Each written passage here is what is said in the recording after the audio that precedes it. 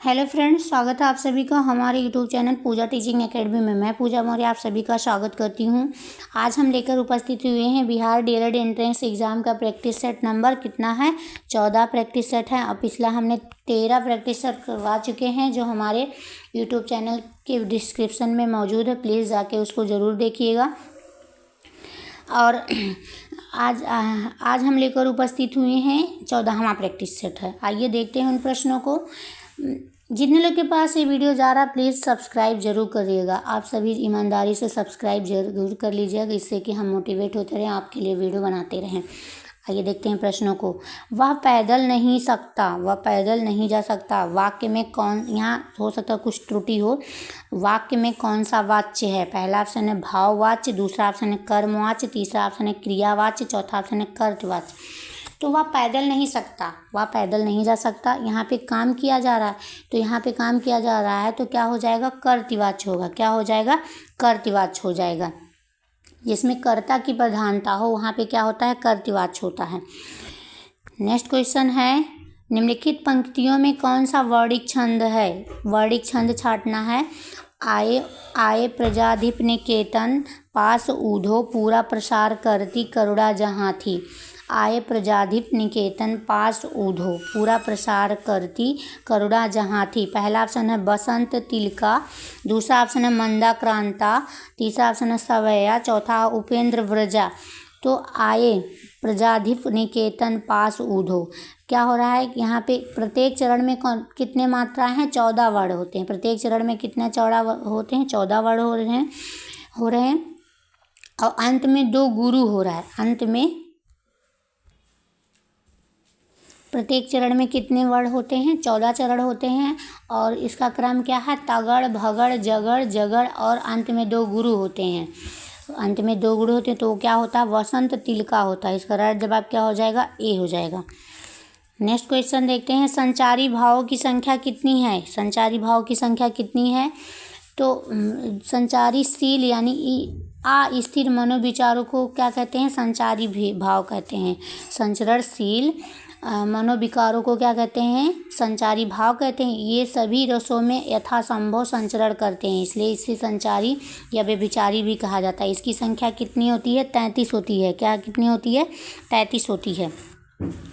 Next question कहते हैं, ज्यों ज्यों वृद्ध होत त्यों त्यों स्वस्थ होत जात, ज्योति जगमग कंद भारे हिंद को सम्हारे है। इस पंक्ति में कौन सा अलंकार है? यहाँ पे बोला जा रहा है कि ज्यों ज्यों वृद्ध हो त्यों त्यों स्वस्थ हो, यानी कि उल्टा कहा जा रहा है। तो उल्टा जब कहा जा रहा है यानी कि विरोधाभास हो रहा है, तो इसलिए इसका राइट जवाब क्या हो जाएगा? विरोधाभास अलंकार हो। क्या होगा? विरोधाभास अलंकार। नेक्स्ट क्वेश्चन देखते हैं, काव्य आभूषण है। काव्य आभूषण क्या है? तो पहला ऑप्शन है अलंकार, दूसरा ऑप्शन है प्रत्यय, तीसरा ऑप्शन है उपसर्ग, चौथा है विशेषण। तो काव्य जो आभूषण होता है, काव्य का जो आभूषण होता है क्या कहलाता है? अलंकार कहलाता है। क्या कहलाता है? अलंकार कहलाता है। नेक्स्ट क्वेश्चन देखते हैं, इनमें से कौन सा वाक्य अशुद्ध है? अशुद्ध वाक्य छांटना है। तो शुद्ध अशुद्ध छांटने के लिए कितने क्वेश्चन लगभग आते हैं सभी प्रैक्टिस सेट में? 3 क्वेश्चन तो जरूर आते हैं। इसको अच्छे से करिएगा आप सभी लोग, और आसान ही रहते हैं। पहला प्रश्न है, यह हमारा घर है। यह हमारा घर है। दूसरा है कि हाथी बहुत मोटी है। हाथी बहुत मोटी है। और तीसरा क्या है? गोपाल ने नया कपड़ा खरीदा। चौथा क्या है? राजू की माँ बहुत दुखी हूँ। राजू की माँ बहुत दुखी हूँ।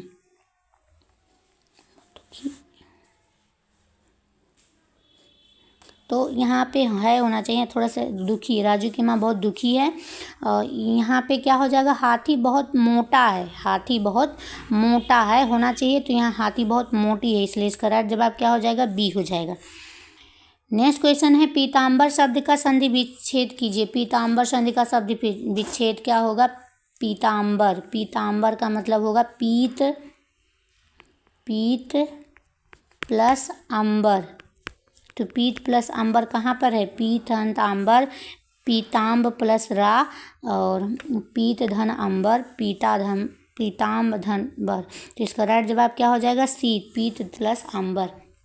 इसमें कौन सी संधि है? इसमें दीर्घ संधि है। कौन सी संधि है? दीर्घ संधि है। कैसे? यहाँ आ और यहाँ आ मिलकर क्या बनाए? आ बनाए, तो यहाँ पे दीर्घ संधि हो जाएगा। नेक्स्ट क्वेश्चन है, चतुर्भुज में कौन सा समास है? चतुर्भुज, पहला ऑप्शन है बहुव्रीहि, दूसरा ऑप्शन है कर्मधारय, तीसरा ऑप्शन है द्वंद्व, चौथा तत्पुरुष। तो कौन? चतुर्भुज, चतुर्भुज का मतलब चार भुजाओं वाला। चार भुजाओं वाला तो किसको कहा जाता है? ब्रह्मा जी को कहा जाता है। किसको कहा जाता है? ब्रह्मा जी को। यानी कि अन्य पद प्रधान हुआ। जब अन्य पद प्रधान होता है तो कौन सा समास होता है? बहुव्रीहि समास होता है। कौन सा पद प्रधान होता है? बहुव्रीहि समास होता है। पद क्रम की दृष्टि से निम्नलिखित में से कौन सा वाक्य शुद्ध है? पद क्रम की दृष्टि से पहला ऑप्शन है यह असली गाय का दूध है, यह असली गाय का दूध है। दूसरा कह रहा है कि पानी से भरा एक गिलास लाओ। तीसरा कह रहा है खरगोश को काटकर गाजर खिलाओ। चौथा अपने परदेश से आए मित्र को पत्र लिखो। तो यहाँ पे क्या छांटना है? शुद्ध छांटना है। इस बार क्या छांटना है? शुद्ध छांटना है। तो शुद्ध छांटना क्या है? पानी से भरा एक गिलास लाओ। पानी से भरा एक गिलास लाओ जो है एक शुद्ध है। यहाँ असली गाय का दूध नहीं, यह गाय का असली दूध है। यहाँ पे उल्टा होना चाहिए। खरगोश को काट कर नहीं, गाजर को काट कर खरगोश को गाजर काट कर खिलाओ और अपने परदेश से आए मित्र को मतलब परदेश से आए हुए मित्र को पत्र लिखो। नेक्स्ट क्वेश्चन देखो, यगड़ में कितने लघु और गुरु होते हैं? यगड़ में कितने लघु और गुरु वर्ण होते हैं? पहला ऑप्शन है एक लघु और दो गुरु। दूसरा आपका है एक लघु एक गुरु और एक लघु। तीसरा एक लघु एक गुरु और दो गुरु और एक लघु। तो यगड़ में कितने लघु होते हैं? यगड़ में यानी कि या माता में एक लघु होता है और दो गुरु होता है। एक लघु होता है और दो गुरु होता है, इसलिए इसका राइट जवाब क्या हो जाएगा? ए हो जाएगा। नेक्स्ट क्वेश्चन देखते हैं, उदित उदयगिरि मंच पर रघुवर बाल पतंग बिकसेव संत सरोज सब हर्षे लोचन भृंग। अलंकार बताइए, इसमें कौन सा अलंकार होगा? तो उदित उदयगिरि मंच पर रघुवर बाल पतंग, ये बहुत ही फेमस है। और इसमें कौन सा अलंकार होता है? इसमें क्या होता है? इसमें रूपक अलंकार होता है। कौन सा अलंकार होगा? रूपक अलंकार होता है। नेक्स्ट क्वेश्चन देखते हैं, नदी कल कल करती हुई बहती चली जा रही थी। इस वाक्य में बहती चली जा रही थी में कौन सा पदबंध है? बहती चली जा रही थी, किस पे जोर दिया जा रहा है? क्रिया पे। तो कौन सा पदबंध होगा? पहला ऑप्शन है क्रिया पदबंध, दूसरा ऑप्शन है क्रिया विशेषण पदबंध, तीसरा है सर्वनाम पदबंध, चौथा इनमें से कोई नहीं। तो बहती चली जा रही थी, कौन सा पदबंध होगा? क्रिया पदबंध होगा। कौन सा? क्रिया, क्योंकि यह क्रिया पर जोर दे रही है। नेक्स्ट क्वेश्चन देखते हैं, मुँह छिपाना मुहावरे का अर्थ क्या होगा? मुँह छिपाना, मुँह छिपाना। पहला ऑप्शन है सुंदर होना, दूसरा ऑप्शन है कुरूप होना, तीसरा ऑप्शन है शान से रहना, चौथा लज्जित होना। जब कोई लज्जित हुआ रहता है या शर्मनाक काम किया रहता है तो अपना मुँह छिपा के चलता है, तो इसलिए इसका राइट होगा लज्जित होना। मुँह छिपाना होगा लज्जित होना। नेक्स्ट क्वेश्चन देखते हैं, निम्नलिखित में से वाक्य शुद्ध, इस बार भी शुद्ध छांटना है। पहला ऑप्शन है इस परिश्रम का बदला अपने कार्य से मनुष्य को जो संतोष होता है वही है। इस परिश्रम का बदला अपने कार्य से मनुष्य को जो संतोष होता है वही है। दूसरा, उसने ज़ोर ज़ोर से रोने लगा, उसने ज़ोर ज़ोर से रोने लगा। तीसरा क्या रहा? आप उस प्रतिज्ञा को ना भूलें, आप उस प्रतिज्ञा को ना भूलें। चौथा क्या रहा? इस किताब का क्या मूल्य है, इस किताब का क्या मूल्य है। तो यहाँ पे सबसे जो शुद्ध वाक्य है वो है इस किताब का क्या मूल्य है, डी वाला इज करेक्ट। और इसमें क्या गलती? इस परिश्रम का बदला अपने कार्य से मनुष्य को जो संतोष होता वही हो। तो मनुष्य को जो संतोष अपने कार्य से होता है वही परिश्रम का बदला है, वही परिश्रम का बदला है। यहाँ पे होना चाहिए उसने ज़ोर ज़ोर से रोने लगा, तो यहाँ पे वह जो, यहाँ क्या होना चाहिए? जो वह ज़ोर ज़ोर से रोने लगा। आप उस प्रतिज्ञा को ना भूले, तो वह प्रतिज्ञा को ना भूले, यहाँ पे क्या होना चाहिए? वह होना चाहिए। नेक्स्ट क्वेश्चन देखते हैं, इनमें से कौन सा वाक्य अशुद्ध है? अशुद्ध छांटना है। पहला ऑप्शन है रमेश बैलों को रस्सी से बांध कर लाया। दूसरा कह रहा है माँ ने कहानी सुनाई। तीसरा ऑप्शन कह रहा है उसके विरुद्ध मुकदमा चलाया गया। चौथा वे आज मथुरा आएंगे। तो इसमें क्या करना है? इसमें छांटना, अशुद्ध छांटना है। तो क्या हो जा रहा है कि उसके विरुद्ध मुकदमा चलाया गया है, उसके विरुद्ध मुकदमा चलाया गया। मतलब अशुद्ध है। रमेश बैलों को रस्सी बांध कर लाया, ये भी सही है। माँ ने कहानी सुनाई, ये भी सही है। वे आज मथुरा आएंगे, ये भी सही है। और यहाँ पे उस क्या गलती है, तो उस पर मुकदमा चलाया गया, यहाँ पे होना चाहिए उस पर, यहाँ उसके विरुद्ध नहीं, उस पर। और यह जो प्रैक्टिस सेट है 2022 का प्रैक्टिस सेट, बिहार डीएलएड 2022 का है। और कब आया था? 17/9/2022 में आया था। 17/9/2022 में ये सभी प्रश्न आए हुए थे। जाके प्रैक्टिस सेट आप उठा के देख भी सकते हैं। आइए देखते हैं नेक्स्ट प्रश्नों को। समास का अर्थ क्या होता है? समास का अर्थ, पहला ऑप्शन है विस्तार, दूसरा ऑप्शन है संक्षेप, तीसरा ऑप्शन है लंबा, चौथा इनमें से कोई नहीं। समास का अर्थ क्या होता है? समास का अर्थ होता है संक्षेप। क्या होता है? संक्षेप रूप।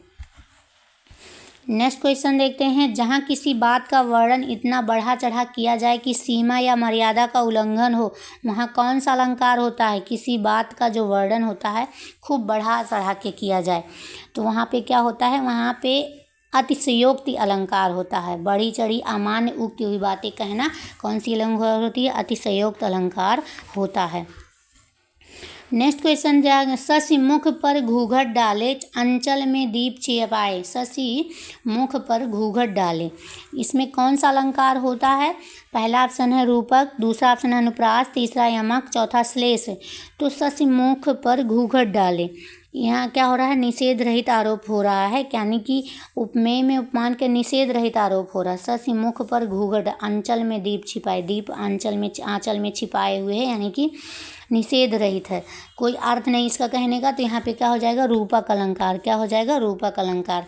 नेक्स्ट क्वेश्चन देखते हैं। रूपक अलंकार है, रूपक अलंकार है, इसमें से किस में रूपक अलंकार है? पहला ऑप्शन है मायो, पायो जी मैंने राम रतन धन पायो। दूसरा कह रहा है कि दूसरा क्या कह रहा है कि मैया मैं तो चंद्र खिलौना ले हो। तीसरा कह रहा है राम कृपा भव निशा निशिरानी। चौथा उपयुक्त सभी। तो यहाँ पायो जी मैंने राम रतन धन पायो, राम रूपी धन पाया। और यहाँ कह रहा मैं तो चंद्र खिलौना लूँ, मैं तो चाँद रूपी जो है, चाँद जो है वो खिलौना के रूप में लूँगी। और राम कृपा भव निशा सिरानी। तो यहाँ पे क्या हो जाएगा? सभी जो है वो रूपक अलंकार के उदाहरण। राइट आंसर क्या हो जाएगा? डी हो जाएगा। नेक्स्ट क्वेश्चन है। मानो भीत जानी महाशीत ते पसारी पानी मानो, छतिया की छाँव रखो पावक छिपाई की। इस पंक्ति में कौन सा अलंकार है? तो यहाँ पे ध्यान देंगे कि मानो आया है, और क्या आया है? मानो आया है। तो इसमें कौन सा अलंकार है? वैसे ही पता चल रहा है कौन सा अलंकार होगा? उत्प्रेक्षा अलंकार होगा। कौन सा अलंकार होगा? उत्प्रेक्षा अलंकार होगा। इसका राइट जवाब क्या हो जाएगा? बी हो जाएगा। नेक्स्ट क्वेश्चन देखते हैं। जिसके हृदय में दया नहीं है उसे क्या कहते हैं? जिसके हृदय में दया नहीं उसे क्या कहते हैं? पहला ऑप्शन है निर्दय, दूसरा ऑप्शन है निर्मम, तीसरा ऑप्शन है कृतज्ञ, चौथा ऑप्शन है नास्तिक। तो जिसके हृदय में दया नहीं है उसे क्या कहते हैं? निर्दयी कहते हैं। क्या कहते हैं? निर्दय कहते हैं। नास्तिक किसे कहते हैं? जिसमें भगवान की उपासना ना करते हैं वो नास्तिक कहलाते हैं। नेक्स्ट क्वेश्चन है। ओज गुण की विशेषता से संबंधित कथन सही है। ओज गुण, पहला ऑप्शन टा वर्गीय व्यंजनों का आधिक्य है, दूसरा है सामासिक पदावली का प्रयोग, तीसरा है वीर रस की व्यंजना, चौथा समस्त नौ रसों की व्याप्ति। तो क्या क्या है ओज गुण? पहला ऑप्शन है केवल एक, दूसरा ऑप्शन है केवल 1 और 3, तीसरा है केवल 4, चौथा 1 और 3 4। तो क्या होता है? जहाँ कविता को पढ़कर ओज जोश और उत्साह का भाव जागृत हो, तो वहाँ पे क्या होता है? वहाँ पे होता है वीर रस की प्राण, वीर रस का संचार होता है, ओज गुण होता है। तो ओज गुण में टा वर्गीय व्यंजनों का अधिक होता है, टा वर्गीय व्यंजनों का अधिक होता है, इसलिए इसका राइट जवाब क्या हो जाएगा? ए, केवल एक ही सही है। नेक्स्ट क्वेश्चन देखते हैं। दौड़कर जाओ और बाजार से कुछ ले आओ। दौड़कर जाओ और बाजार से कुछ ले आओ। कुछ, यहाँ कुछ क्या है? पहला ऑप्शन है निजवाचक सर्वनाम, दूसरा ऑप्शन है निश्चयवाचक सर्वनाम, तीसरा है अनिश्चयवाचक सर्वनाम, चौथा संबंधवाचक। तो कुछ क्या है? पता ही नहीं चल रहा क्या है। तो यहाँ पे कुछ जो है अनिश्चयवाचक सर्वनाम है। क्या है? अनिश्चयवाचक सर्वनाम है। नेक्स्ट क्वेश्चन देखते हैं। सिंधु सेज पर धरा वधु अब तनिक संकुचित बैठी सी, इनमें से शब्द शक्ति है। पहला ऑप्शन है अभिधा, दूसरा ऑप्शन है लक्षणा, तीसरा ऑप्शन है व्यंजन, चौथा ऑप्शन है व्यंजना। सिंधु सेज पर धरा वधु अब तनिक संकुचित बैठी सी, इसका तो यहाँ पे क्या हो जा रहा है, यहाँ पे व्यंग मारा जा रहा है, तो ये क्या हो जाएगा, व्यंजना हो जाएगा। क्या हो जाएगा, व्यंजना हो जाएगा। नेक्स्ट क्वेश्चन है, निम्न में से कौन सा वाक्य शुद्ध है। फिर आ गया शुद्ध वाक्य छांटने के लिए। सीता ने झूठ कही थी। दूसरा है बहुसंख्यक मनुष्य यहाँ आए थे। तीसरा भाई बहन जा रही हैं। चौथा है निरपराधी को दंड नहीं मिलना चाहिए। तो इनमें से शुद्ध वाक्य कौन सा है, शुद्ध वाक्य तो यहाँ पे है निरपराधी को दंड नहीं मिलना चाहिए, ये सबसे शुद्ध है, ये राइट आंसर डी होगा।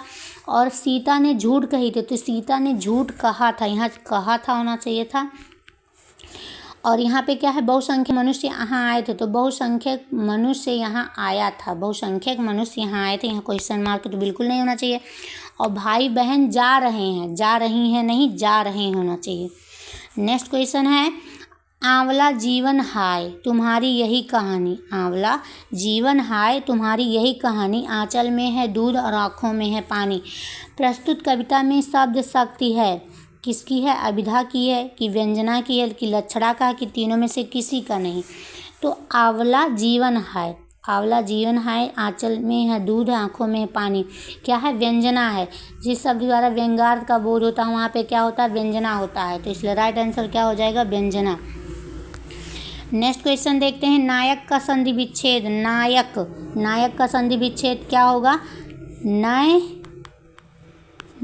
प्लस अक होगा। और यहाँ नय प्लस अक कौन सी संधि होती है, अयाद संधि। कौन सी संधि होती है, अयाद संधि होती है। तो नय प्लस अक कहाँ है, बी में, इसलिए राइट जवाब क्या हो जाएगा, बी हो जाएगा, नय प्लस आय और आय जो है और आ मिलकर क्या बनाए हैं, या बनाए हैं, तो यहाँ पे कौन सी संधि, अयाद संधि हो जाएगी। नेक्स्ट क्वेश्चन देखते हैं, भीम को 10,000 हाथियों का बल था। भीम को 10,000 हाथियों का बल था, अलंकार बताइए। पहला ऑप्शन उन्नियोक्त, दूसरा अतिशयोक्त, तीसरा संदेश, चौथा प्रश्न। तो भीम को 10,000 हाथियों का बल था, इसको बहुत ही ज़्यादा बढ़ा चढ़ा के कहा गया है और अमान्य युक्ति का प्रयोग किया गया है, तो इसलिए यहाँ पे हो जाएगा अतिशयोक्त अलंकार हो जाएगा। कैसा, अतिशयोक्त, जो कभी किसी बात को बढ़ा चढ़ा कर कविता में कहा जाए तो वहाँ पे अतिशयोक्त अलंकार होता है। नेक्स्ट क्वेश्चन है, पुल्लिंग स्त्रीलिंग के जोड़े में कौन सा सही जोड़ा है। दाता दानी, भेड़ बकरी, लेखक कवि, ब्राह्मण ब्राह्मणी। तो इनमें से पुल्लिंग पहले है और उसके बाद स्त्रीलिंग, तो कौन सा सही जोड़ा है, तो इसका राइट जवाब क्या हो जाएगा, ब्राह्मण ब्राह्मणी जो है ये सही जोड़े हैं। और यहाँ दाता दात्री होना चाहिए, दाता दानी नहीं, दाता दात्री होना चाहिए। लेखक लेखिका होना चाहिए। भेड़ और बकरा बकरी है, तो बकरी बकरा होना चाहिए। इसका राइट जवाब क्या हो जाएगा, डी हो जाएगा। नेक्स्ट आ गया साइंस का प्रश्न है, आइए देखते हैं साइंस के प्रश्नों को। खाद्यान्नों जैसे गेहूं, चावल, मक्का, बाजरा, ज्वार में से हमें मुख्य रूप से प्राप्त होता है। गेहूं, चावल, मक्का, बाजरा और ज्वार से हमें क्या प्राप्त होता है। पहला ऑप्शन है प्रोटीन, दूसरा ऑप्शन है वसा, तीसरा ऑप्शन है कार्बोहाइड्रेट, चौथा ऑप्शन है विटामिन व खनिज लवण। तो क्या प्राप्त होता है हमको इन सभी से, तो इन सभी से हमको कार्बोहाइड्रेट प्राप्त होगा। क्या प्राप्त होगा, कार्बोहाइड्रेट प्राप्त होता है। नेक्स्ट क्वेश्चन देखते हैं, विद्युत प्रतिरोधकता का एसआई मात्रक क्या होता है। विद्युत प्रतिरोधकता का एसआई मात्रक, पहला ऑप्शन है ओम, दूसरा ऑप्शन है ओम मीटर, तीसरा ऑप्शन है वोल्ट मीटर, चौथा है ओम मीटर, दूसरा क्या है ओम प्रति मीटर है। तो प्रतिरोधकता का जो मात्रक होता है वो होता है ओम मीटर होता है। क्या होता है, ओम मीटर होता है। और नेक्स्ट क्वेश्चन है, चंद्रमा का द्रव्यमान पृथ्वी के द्रव्यमान का इतना गुना और व्यास पृथ्वी के त्रिज्या का इतना गुना हो तो जी का मान चंद्रमा पर होगा। तो जी एक क्या है, गुरुत्वाकर्षण नियतांक है। जी क्या है, एक गुरुत्वाकर्षण नियतांक होता है। और यह पृथ्वी तथा चंद्रमा के द्रव्यमान त्रिज्या पर निर्भर नहीं करता था। जी का मान पृथ्वी तथा चंद्रमा दोनों पर समान रहता है और यह ब्रह्मांड में किसी भी दो पिंडों के लिए हमेशा नियत रहता है। तो जी का मान कितना होगा 6.67 × 10⁻⁻11 न्यूटन मीटर स्क्वायर प्रति किलोग्राम स्क्वायर होता है। तो इसके मतलब क्या होगा, इसके पृथ्वी पर इसके मान के बराबर। राइट आंसर क्या हो जाएगा, बी हो जाएगा। जी का मान हमेशा कितना होता है 6.67 × 10⁻⁻11 न्यूटन मीटर स्क्वायर प्रति किलोग्राम स्क्वायर। नेक्स्ट क्वेश्चन है, निम्नलिखित में से भारत के किस राज्य में सोपानिक फार्मिंग बहुत प्रचलित है। सोपानिक फार्मिंग बहुत ही प्रचलित है। पहला ऑप्शन है पंजाब, दूसरा ऑप्शन है बिहार, तीसरा ऑप्शन है राजस्थान, चौथा ऑप्शन है उत्तराखंड। तो जो ये है सोपानिक फार्मिंग यानी कि टेरेस फार्मिंग, प्रायः पहाड़ी क्षेत्रों में एक ऐसी प्रमुख खेती है। यहाँ भारत के कहाँ कहाँ पे, उत्तराखंड में, कश्मीर में, जम्मू इत्यादि क्षेत्रों में प्रचलित खेती है। तो इसका राइट जवाब क्या हो जाएगा, डी हो जाएगा। जो टेरेस होता है, टेरेस पे खेती करना बहुत ही ज़्यादा फेमस हो गया है। नेक्स्ट क्वेश्चन देखते हैं, किंगडम मोनेरा में शामिल है। किंगडम मोनेरा में क्या शामिल है, मोनेरा में क्या शामिल है। पहला ऑप्शन है बैक्टीरिया, दूसरा ऑप्शन है डायनोफ्लैगेट्स, तीसरा ऑप्शन है स्लाइम मोड्स, चौथा यूग्लेनोइड्स। तो जो सजीव जगत के कितने सजीव जगत को कितने भागों में बांटा गया है, 5 भागों में बांटा गया। पहला क्या है, पहला है मोनेरा, प्रोटिस्टा है, फिर मोनेरा है, फिर और सभी क्या हैं। तो यहाँ पे क्या है, मोनेरा किंगडम के अंतर्गत कौन कौन से आएंगे, एक कोशिकीय जीव और प्रोकैरियोटिक कोशिकाओं को रखा गया है। विकल्प के अनुसार जो बैक्टीरिया है ये मोनेरा जगत के अंतर्गत आता है, इसलिए राइट जवाब क्या हो जाएगा, ए हो जाएगा। नेक्स्ट क्वेश्चन देखते हैं, प्रत्यावर्ती धारा प्राप्त करने के लिए प्रयुक्त उपकरण का क्या नाम लिखें। पहला ऑप्शन है विद्युत मीटर, दूसरा ऑप्शन है डायनोमो, तीसरा ऑप्शन है वोल्ट मीटर, चौथा अमीटर। प्रत्यावर्ती धारा प्राप्त करने के लिए किस उपकरण का नाम लिखें, तो यह होता है डायनोमो। क्या होता है, डायनोमो मैग्नेट और कुंडली का एक ऐसा संयोजन होता है जो प्रत्यावर्ती धारा उत्पन्न के लिए प्रयोग में लाया जाता है और यह यांत्रिक ऊर्जा को किस ऊर्जा में परिवर्तित करता है, यांत्रिक ऊर्जा को विद्युत ऊर्जा में परिवर्तित करता है। नेक्स्ट क्वेश्चन देखते हैं, तत्व मैग्नीशियम सल्फर के साथ अपक्रिया कर कौन सा बंध बनाता है। तत्व जो है मैग्नीशियम और सल्फर के साथ क्रिया करके कौन सा बंध बनाता है। तो Mg पर कितना संयोजकता है, +2, और सल्फर पर कितना संयोजकता है, -2 ये है। तो ये जो जब बंध बनाएंगे तो ये क्या होगा, त्याग करेगा, एक ग्रहण करेगा। तो यहाँ पे कौन सा होगा, बंध होगा, तो आयनिक बंध होगा। कैसा बंध होता है, आयनिक बंध होता है, इसलिए राइट जवाब क्या हो जाएगा, ए इज करेक्ट होगा। क्या बनाते हैं, MgS बना लेता है, मैग्नीशियम सल्फाइड बना लेता है MgS। नेक्स्ट क्वेश्चन है, प्लास्टर ऑफ पेरिस का रासायनिक सूत्र क्या है। प्लास्टर ऑफ पेरिस का रासायनिक सूत्र क्या है, CuSO4 × 12H2O ये होता है प्लास्टर ऑफ पेरिस का रासायनिक सूत्र। तो इसलिए राइट जवाब क्या हो जाएगा, बी हो जाएगा। और CuSO4 + 2H2O ये किसका सूत्र है, जिप्सम का है। किसका है, जिप्सम का है, जिप्सम। और Na2SO3 + 10H2O ये किसका सूत्र है, वे वाशिंग सोडा का है। किसका है, वाशिंग सोडा का है, वाशिंग सोडा। नेक्स्ट क्वेश्चन देखते हैं, विश्व पर्यावरण दिवस किस तारीख को मनाया जाता है। विश्व पर्यावरण दिवस किस तारीख को मनाया जाता है, तो हर साल 5 जून को विश्व पर्यावरण दिवस मनाया जाता है, 5 जून को। नेक्स्ट क्वेश्चन देखते हैं, छुई-मुई के पौधों की पत्तियों का झुकना किसके कारण है। पहला ऑप्शन है टर्गर दबाव में परिवर्तित, दूसरा अंतःक्षेपण, तीसरा प्लास्मोसिस और चौथा विसरण। तो छुई-मुई के जो पौधे को हम छूते हैं तो क्या होता है, उसकी पत्तियां जो है सिकुड़ जाती है। तो यह टर्गर दबाव में परिवर्तित हो जाने के कारण होता है। इस राइट जवाब इसी को होता है, ए। नेक्स्ट क्वेश्चन है, द्रव रखने वाले पात्र के तल पर उस द्रव द्वारा लगाया गया दाब। द्रव रखने वाले पात्र के तल पर उस द्रव द्वारा लगाने वाला दाब क्या होता है। पहला ऑप्शन है द्रव के घनत्व पर निर्भर करता है, दूसरा कहते हैं प्रत्येक दिशा में समान रहता है, तीसरा कहते हैं पात्र के पृष्ठीय क्षेत्रफल निर्भर नहीं करता, चौथा उपरोक्त सभी सत्य है। तो इसका राइट जवाब क्या हो जाएगा? ये होता है कि जो है पात्र के पृष्ठीय क्षेत्रफल निर्भर नहीं करता है। द्रव रखने वाले पात्र के तल पर उस द्रव द्वारा लगाने वाला दाब जो है पात्र के पृष्ठीय क्षेत्रफल निर्भर नहीं करता है। द्रव से भरे पात्र के तल पर सभी दिशाओं में समान रहती है और यह दाब उस द्रव के घनत्व पर निर्भर करती है। द्रव के घनत्व पर तो निर्भर करती है, लेकिन उसके क्षेत्रफल पर निर्भर नहीं करती है। नेक्स्ट क्वेश्चन देखते हैं। एक विद्युत जो है अपने घर से पूर्व दिशा में 100 मीटर की दूरी 50 सेकंड में तय कर अपनी दिशा बदल लेती है और पुनः 100 मीटर की दूरी 50 सेकंड में तय कर वापस घर लौट आती है, तो उस बालक का औसत वेग क्या होगा? तो क्या हो गया, ये मतलब मान लिया पूर्व दिशा क्या है?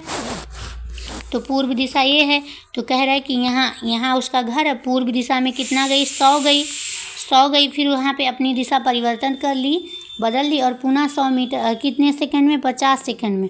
और फिर क्या करिए कि परिवर्तन करके फिर अपने घर आ गई, 100 मीटर चली, 50 सेकंड में लौट जाती है, तो उस बालक का औसत वेग क्या होगा? तो बालक का क्या होता है, विस्थापन तो क्या हुआ, दूरी क्या हो गया, विस्थापन हो गया 100 में से 100 जीरो हो गया, विस्थापन कितना हो गया? जीरो हो गया। और समय कितना लगा? 50 + 50 कितना हो गया? 100। समय लगा 100 सेकंड। तो वेग क्या हो गया? विस्थापन बटे समय। वेग क्या हो गया? विस्थापन बटे समय। विस्थापन बटे समय। तो विस्थापन कितना आ गया? 0 आ गया और वेग आ गया 100। तो किसी 0 में किसी संख्या से भाग करेंगे तो 0 आएगा, इसलिए क्या हो जाएगा? उसका जो बालक का औसत वेग कितना होगा? 0 मीटर प्रति सेकेंड हो जाएगा। नेक्स्ट क्वेश्चन देखते हैं। दिए गए चित्र में नामांकन क्रम का सही क्या है? नामांकन का ये रेप्टाइल्स का है, तो किस में दिया गया है? इंग्लिश में दिया गया है, इंग्लिश में ही बताएंगे। तो यहाँ पे क्या होगा? ये पहला जो है इसको क्या कहते हैं? अग्रपिंडक कहते हैं। क्या कहते हैं? अग्रपिंडक कहते हैं। क्या कहते हैं? अग्रपिंडक। दूसरा क्या कहते हैं? न्यूक्लियस, केंद्रक कहेंगे। दूसरा क्या कहेंगे? न्यूक्लियस। और तीसरा क्या है? तीसरा है माइटोकॉन्ड्रिया। तीसरा क्या है? माइटोकॉन्ड्रिया है, माइटोकॉन्ड्रिया है। और चौथा क्या है? टेल्स है। चौथा क्या है? टेल्स में आ गए, पूंछ में आ गए। तो पहला अग्रपिंडक, केंद्रक, माइटोकॉन्ड्रिया और पूंछ। अग्रपिंडक, नाभिक, माइटोकॉन्ड्रिया, पूंछ। ए में ही सही है। राइट जवाब क्या हो जाएगा? ए हो जाएगा। नेक्स्ट क्वेश्चन है श्वेत प्रकाश जब प्रिज्म से गुजरता है तो वह रंग सबसे अधिक विचलित होता है। कौन सा रंग सबसे अधिक विचलित होता है? पहला ऑप्शन है लाल, दूसरा ऑप्शन है पीला, तीसरा ऑप्शन है बैगनी, चौथा है नीला। श्वेत प्रकाश जब प्रिज्म से गुजरती है तो कौन से रंग का सबसे ज़्यादा विचलन होता है? तो इसका राइट जवाब हो जाएगा बैगनी, जो रंग का है सबसे अधिक विचलन होता है। श्वेत प्रकाश की रंग को प्रिज्म में से गुजारा जाता है, ऐसे प्रिज्म है और इसमें से श्वेत प्रकाश की रंग को प्रिज्म में से गुजारा जाएगा तो सबसे ज़्यादा बैगनी रंग का विचलन होता है। नेक्स्ट क्वेश्चन देखते हैं। निम्नलिखित में से कौन प्रोपेनोइक अम्ल है? प्रोपेनोइक अम्ल है कौन सा? ओइक एसिड लगे हुए हैं, ओइक एसिड। तो कौन सा इसमें सबसे अच्छा होगा? COOH, जिसमें COOH लगे हों और कार्बन 3 हो, वहाँ पे क्या हो जाएगा? ओइक अम्ल होगा, प्रोपेनोइक अम्ल एसिड हो जाएगा। तो कहाँ पे है? यहाँ पे CO है, ये भी गलत हो गया। यहाँ पे CO है, ये भी गलत हो गया। राइट आंसर इज बी, क्योंकि प्रोपेनोइक 1 2 3 को प्रोप कहते हैं, तो प्रोपेनोइक एसिड यही हो गया, B is correct. Next question देखते हैं। वाष्पीकरण की प्रक्रिया का कारण वस्तुएं क्या हो जाती है? वाष्पीकरण की प्रक्रिया के कारण क्या होती है? पहला ऑप्शन है गर्म होती है, दूसरा ठंडी होती है, तीसरा ताप बढ़ जाता है, चौथा इनमें से कोई नहीं। तो वाष्पीकरण की जो प्रक्रिया होती है वो क्या होती है? वो फलस्वरूप वस्तुएं कैसी हो जाती है? ठंडी हो जाती है। कैसी हो जाती हैं? ठंडी हो जाती हैं। पानी की गुप्त ऊष्मा अत्यधिक होती है, अतः पानी किसी वस्तु के सतह से ऊष्मा को शोषित कर हवा में उड़ जाती है और इसी प्रकार वस्तु के ऊष्मा का ह्रास हो जाता है, इसलिए वस्तुएं क्या हो जाती हैं? ठंडी हो जाती हैं। नेक्स्ट क्वेश्चन क्या है, राइबोसोम किसके लिए केंद्र का स्थल है? राइबोसोम किसके लिए केंद्र का स्थल है? तो यह जो कोशिका का प्रमुख अंग राइबोसोम होता है, प्रोटीन संश्लेषण का कार्य करता है, प्रोटीन संश्लेषण का कार्य करता है, और यह आरएनए और प्रोटीन का बना होता है। किसका बना होता है? आरएनए और प्रोटीन का। Right answer is B. किसका बना होता है? आरएनए और प्रोटीन का। आरएनए और प्रोटीन का बना होता है। नेक्स्ट क्वेश्चन देखते हैं, 5 जून क्या कहलाता है? पहला ऑप्शन है डार्विन का जन्म दिवस, दूसरा विश्व स्वच्छता दिवस, तीसरा विश्व पर्यावरण दिवस, चौथा विश्व जनसंख्या दिवस। तो 5 जून को क्या कहता है? विश्व पर्यावरण दिवस के रूप में मनाया जाता है 5 जून को। नेक्स्ट क्वेश्चन है, यक्ष परमाणु का इलेक्ट्रॉनिक विन्यास 287 है। तो परमाणु क्या है? 287। 287 कितना आ गया? 17 आ गया। 17 किसकी परमाणु संख्या का नाम 17 है? तो यक्ष जो है क्लोरीन का जो परमाणु संख्या है वो 17 है। किसकी है? क्लोरीन का। Right answer is chlorine. Next question है, प्रोकैरियोटिक कोशिकाओं में डीएनए होता है। प्रोकैरियोटिक कोशिकाओं में डीएनए कैसा होता है? पहला ऑप्शन है परमाणु झिल्ली से घिरा हुआ, दूसरा एक साथ कमी, तीसरा होता है अनुवांशिक सामग्री नहीं, तीसरा केंद्रक झिल्ली से घिरा हुआ। तो प्रोकैरियोटिक कोशिकाओं में जो है डीएनए बिना झिल्ली के मौजूद होते हैं। किससे? बिना झिल्ली के मौजूद होते हैं, केंद्रक झिल्ली से घिरा नहीं होता है। इसलिए राइट आंसर इज क्या होता है? डी। नेक्स्ट क्वेश्चन है, सामाजिक अध्ययन के प्रश्न आ गए। आइए देखते हैं उन प्रश्नों को।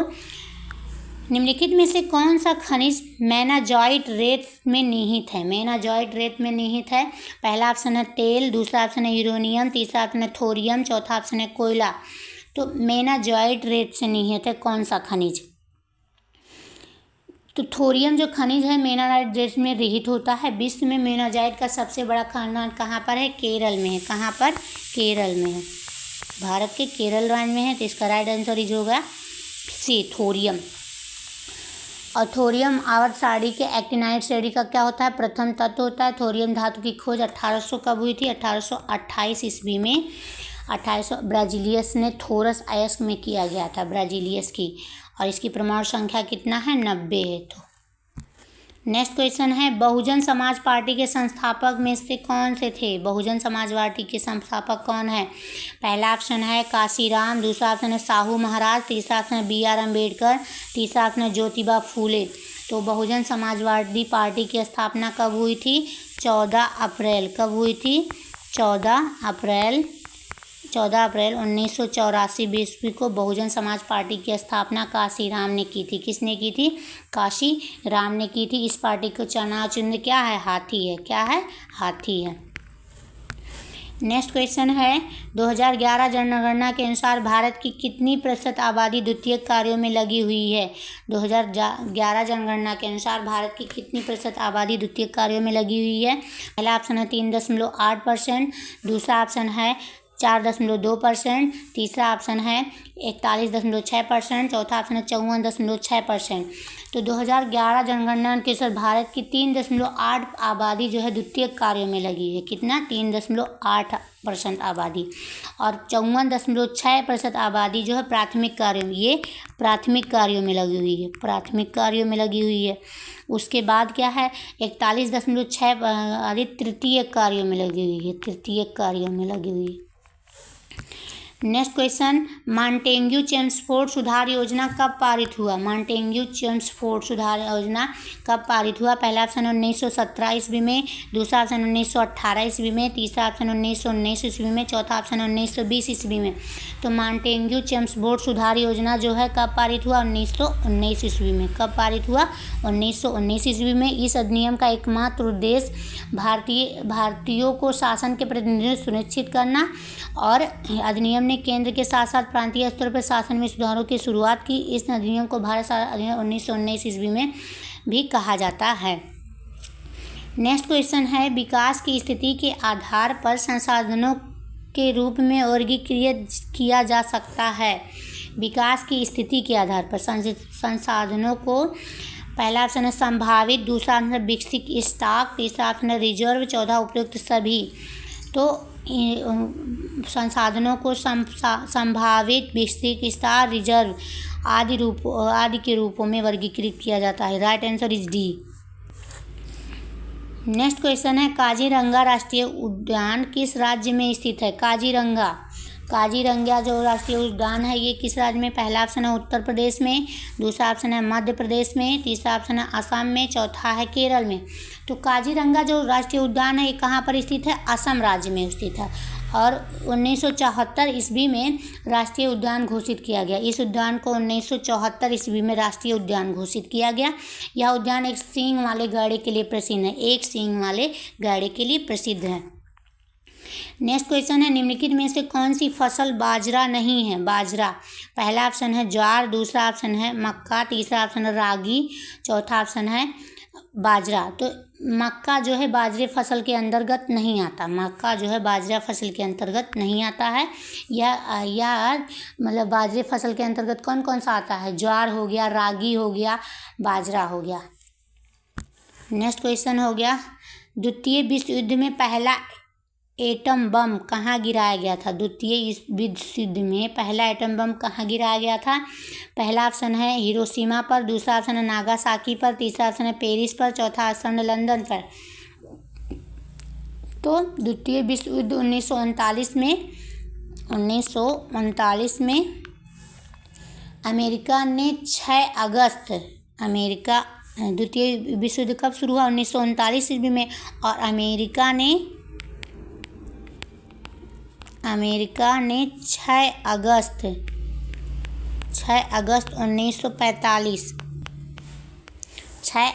1945 को पहला एटम बम कहाँ पर गिराया गया था? हिरोशिमा पर गिराया था। कहाँ पर? हिरोशिमा पर गिराया था, जिसका नाम क्या था? Little boy. क्या नाम था? लिटिल बॉय, जिसका नाम क्या था? Little boy. कब गिराया? 6 अगस्त 1945 को गिराया था। किसने गिराया? अमेरिका ने गिराया। कौन सा व्यक्ति को वोट देने का अधिकार नहीं होता है? कौन से व्यक्ति को वोट देने का अधिकार नहीं होता है? पहला ऑप्शन है पागल या दिवालिया को, दूसरा ऑप्शन है वयस्क को, तीसरा ऑप्शन है अमीर को, चौथा ऑप्शन है गरीब को। तो किस व्यक्ति को वोट देने का अधिकार नहीं है? पागल या दिवालिया को वोट देने का अधिकार नहीं है। पागल या दिवालिया को वोट देने का अधिकार नहीं है। नेक्स्ट क्वेश्चन है भूमंडलीकरण शब्द का इजाद किसने और कब किया? भूमंडलीकरण शब्द का इजाद, पहला ऑप्शन है रूजवेल्ट 1989 ईस्वी में, दूसरा ऑप्शन है जॉन विलियमसन 1990 ईस्वी में, तीसरा फ्रेडरिक विलियम 1998 ईस्वी में, चौथा ब्रिया 1999 ईस्वी में। तो जो भूमंडलीकरण शब्द का इजाद है वो किसने किया था? वो किया था जॉन विलियमसन ने 1990 ईस्वी में किया था। नेक्स्ट क्वेश्चन है राष्ट्र संघ के चार्टर सदस्य कितने राष्ट्र थे? राष्ट्र संघ के चार्टर सदस्य में कितने राष्ट्र थे? पहला ऑप्शन है 50, दूसरा ऑप्शन है 195, तीसरा ऑप्शन है 51, चौथा ऑप्शन है 60। तो राष्ट्र संघ के चार्टर सदस्य कितने राष्ट्र थे? 51 राष्ट्र थे। और इसकी स्थापना कब हुई थी? इसकी स्थापना 1920 ईस्वी में हुई थी। नेक्स्ट क्वेश्चन है चूड़ामन राय किस विद्रोह से संबंधित थे? चूड़ामन, पहला ऑप्शन है चेरो विद्रोह, दूसरा ऑप्शन है चुआर विद्रोह, तीसरा ऑप्शन है कोल विद्रोह, चौथा ऑप्शन है इनमें से कोई नहीं। तो चूड़ामन जो राय है ये क्या था? ये एक मतलब 1813 ईस्वी में चेरा राजा चूड़ामन राय द्वारा बकाया चुकाने में असमर्थता के कारण अंग्रेजों ने उस राज्य को नीलाम कर दिया था। और ये चूड़ामन जो है चेरो विद्रोह से संबंधित थे।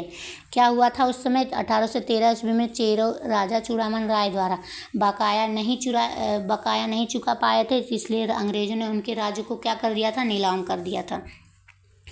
नेक्स्ट क्वेश्चन है भारत के साथ बांग्लादेश की स्थलीय सीमा कितनी लंबी है?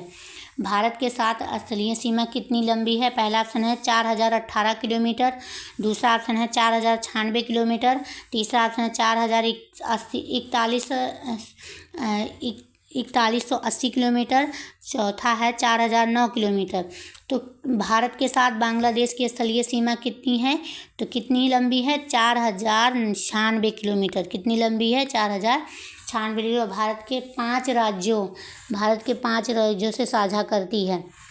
बांग्लादेश जो है भारत के कितने राज्यों से साझा करती है? 5। कौन कौन सा करती है? पश्चिम बंगाल, त्रिपुरा, मेघालय, मिजोरम, असम। पश्चिम बंगाल, त्रिपुरा, मेघालय, मिजोरम, असम। नेक्स्ट क्वेश्चन है 2011 की जनगणना के अनुसार बिहार में प्रति वर्ग किलोमीटर जनसंख्या घनत्व कितना है? पहला ऑप्शन है 772 व्यक्ति, दूसरा ऑप्शन है 881 व्यक्ति, तीसरा ऑप्शन है 981 व्यक्ति, चौथा ऑप्शन है 1106 व्यक्ति। तो 2011 जनगणना के अनुसार बिहार में प्रति वर्ग किलोमीटर जनसंख्या घनत्व कितना है? 1106 व्यक्ति प्रति वर्ग किलोमीटर। नेक्स्ट क्वेश्चन है राष्ट्रीय पिछड़ा वर्ग आयोग NCBC को संवैधानिक दर्जा कब प्राप्त किया गया था? तो ये बहुत बार प्रश्न पूछा गया है। तो NCBC को 2018 में 102वां संविधान संशोधन अधिनियम के तहत संवैधानिक दर्जा प्राप्त किया गया था। Right answer is a.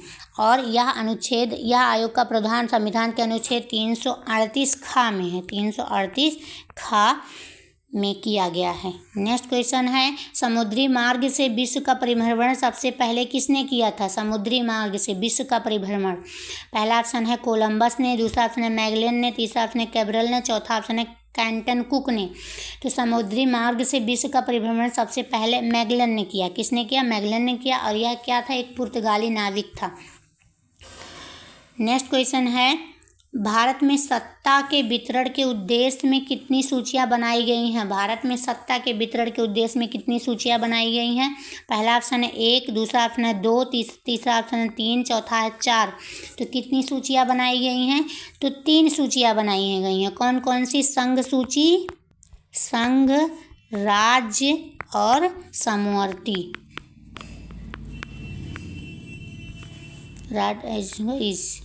C. Next question है संसार की सबसे ऊंची सड़क कहाँ है? संसार की सबसे ऊंची सड़क पहला ऑप्शन है मनाली से लेह तक, दूसरा ऑप्शन है लद्दाख उमलिंग ला दर्रा, तीसरा है शिमला से लेह तक, चौथा कश्मीर से लद्दाख तक। तो संसार की सबसे जो ऊंची सड़क है वो कहाँ है? तो उमलिंग ला दर्रा। लगभग कितना फीट? 19,300 फीट ऊंची है, जो लद्दाख में स्थित है। कहाँ पर? लद्दाख में। तो उमलिंग ला दर्रा। Right answer is B. Next question है शिव समुद्रम जलप्रपात किस नदी पर स्थित है? शिव समुद्रम जलप्रपात पहला ऑप्शन है कृष्णा, दूसरा ऑप्शन है गोदावरी, तीसरा ऑप्शन है ताप्ती, चौथा कावेरी। तो शिव समुद्रम जलप्रपात है ये कावेरी नदी पर स्थित है। कहाँ पर? कावेरी नदी पर। और यह कहाँ पर स्थित है? कर्नाटक में। कहाँ पर? कर्नाटक में स्थित है।